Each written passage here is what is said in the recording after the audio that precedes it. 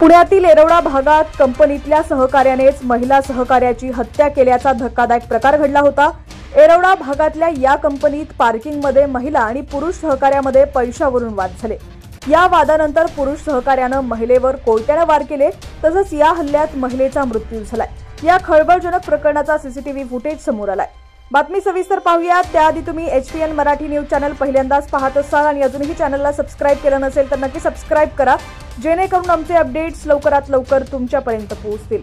पुण्याच्या IT कंपनीमध्ये काम करणाऱ्या शुभदा कोदारे या तरुणीचा तिच्या ऑफिसमध्ये काम करणाऱ्या कृष्णा कनोजा नावाच्या आरोपीनं आर्थिक वादातून खून केला होता। शुभदा आणि आरोपी कृष्णा हे दोघंही कंपनीत अकाउंटंट म्हणून काम करत होते। कृष्णाने शुभदाला पैसे दिले होते, पण ते पैसे परत देण्यास शुभदा टाळाटाळ करत होती। त्यामुळे दोघांमध्ये वाद झाला। या आर्थिक वादाचं रूपांतर हल्ल्यात झालं आणि कृष्णाने शुभदावर कोयत्याने हल्ला केला। कोयत्याने हल्ला केल्यानंतर शुभदाला लगेच जवळच्या सह्याद्री रुग्णालयात उपचारासाठी दाखल करण्यात आलं, पण अति रक्तस्रावामुळे तिचा मृत्यू झाला। या प्रकरणी आरोपी कृष्णा कनोजा याला पोलिसांनी अटक केली आहे। बुधवारी संध्याकाळी 6:15 वाजण्याच्या सुमारास ऑफिसच्या पार्किंगमध्ये कृष्णाने शुभदावर कोयत्याने वार केले। शुभदा कोदारे ही 28 वर्षीय महिला पुण्याच्या कात्रज भागामध्ये बालाजीनगरमध्ये राहते, तर 30 वर्षाचा कृष्णा कनोजा पुण्याच्या शिवाजीनगर भागात खैरेवाडी इथं राहतो।